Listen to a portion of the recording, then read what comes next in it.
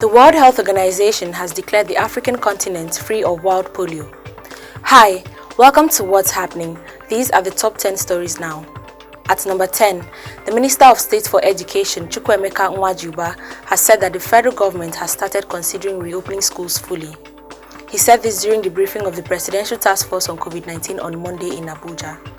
The minister said though no date has been fixed yet for full resumption of schools, protesting students should be patient with the federal government. Nwajuba further explained that the government had continued to engage stakeholders, some of whom have expressed readiness to resume fully.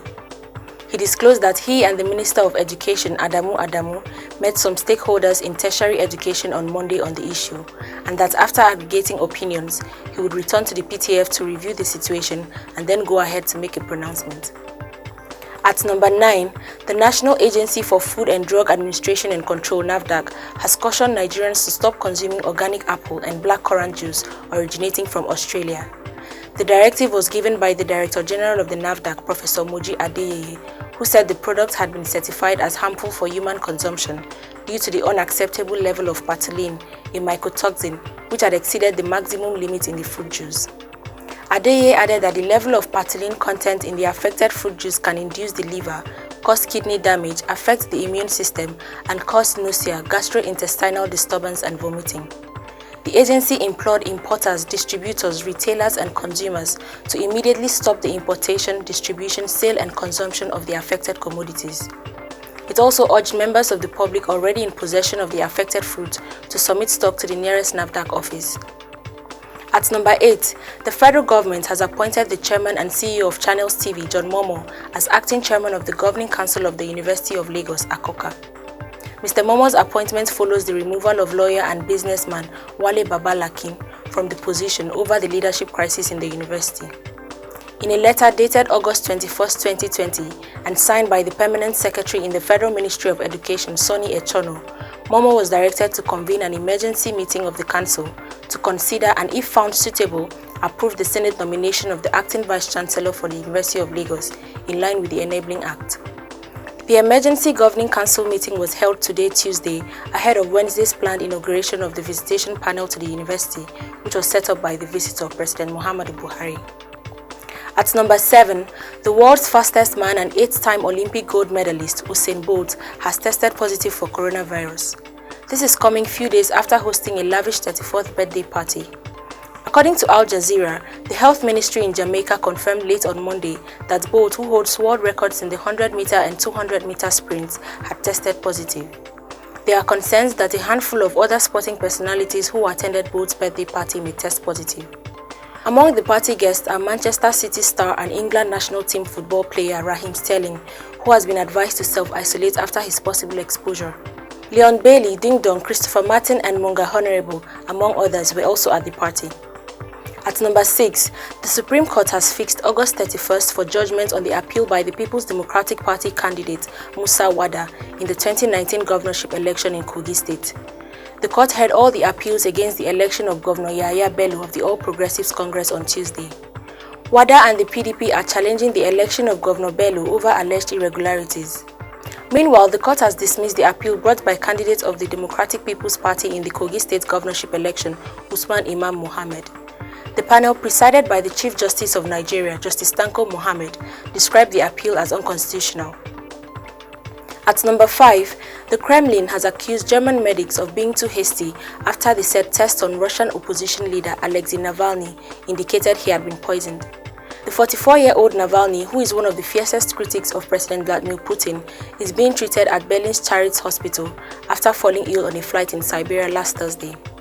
He was reportedly treated for 2 days in a hospital in Siberia before being transferred to Germany. Navalny's supporters claim his cup of tea was poisoned at a Siberian airport before taking a flight to Moscow, thereby allegedly pointing out Putin as the prime suspect. The German clinic said on Monday that clinical tests indicate poisoning with a substance from the group of cholinesterase inhibitors, substances that are used in nerve agents as well as some medicines and insecticides. However, on Tuesday, Kremlin spokesman Dmitry Peskov claimed that Russian medics had diagnosed Navalny's condition in a similar way to German doctors, but that the substance had not been established. He said he did not understand why the German clinic was in such a hurry. At number 4, a magistrate's court sitting in Calabar and presided over by Chief Magistrate Rita Marshall on Tuesday discharged and acquitted 2 journalists for alleged misconduct in the Revolution Now protest of August 5, 2019. The journalists Jonathan Ubal and Jeremiah Archibald, who are the news editor and managing editor of Cross River Watch, an online news portal respectively, were charged with conspiracy, unlawful assembly and conduct likely to cause a breach of public peace after their arrest. They were arraigned on August 7, 2019, and after a long trial, the defense counsel Keyol Enya filed a no case to answer application adopted on July 15, 2020, which the court upheld on Tuesday. At number 3, Minister of State for Budget and National Planning Clem Agba says Nigeria may experience another recession in the third quarter of the year 2020. Agba stated this on Tuesday in Abuja during a 3-day capacity building workshop organized for technical working group anchors and heads of secretariat. The minister said the country has experienced 12 quarters of positive growth and that it is the first time in 3 years Nigeria is having a negative GDP growth in a quarter. If we have another quarter of negative growth, then we would be in recession. According to the GDP report of the National Bureau of Statistics on Monday, the nation's economy shrank as gross domestic product fell by 6.10%. At number 2, African national teams are set to resume playing this October according to the Confederation of African Football. The teams will resume with a 9-day window available for friendly matches ahead of 2022 Cup of Nations qualifiers 1 month later. No international matches have been played in the continent this year due to the coronavirus pandemic, leading to new dates for both Cup of Nations and 2022 World Cup eliminators. Many clubs have also been badly affected by the COVID-19 outbreak, with the semi-finals and finals of the Confederation of African Football Champions League and Confederation Cup originally set for May yet to be played.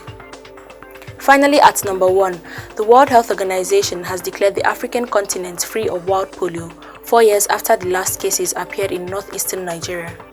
In a statement, the World Health Organization said, thanks to the relentless efforts by governments, donors, frontline health workers and communities, up to 1.8 million children have been saved from the crippling lifelong paralysis. The official announcement was made on Tuesday in a video conference with World Health Organization's Director General Tedros Ghebreyesus and key figures like Microsoft founder Bill Gates. Always remember to wear your mask, wash your hands and stay safe. That's all for today. See you next time on What's Happening.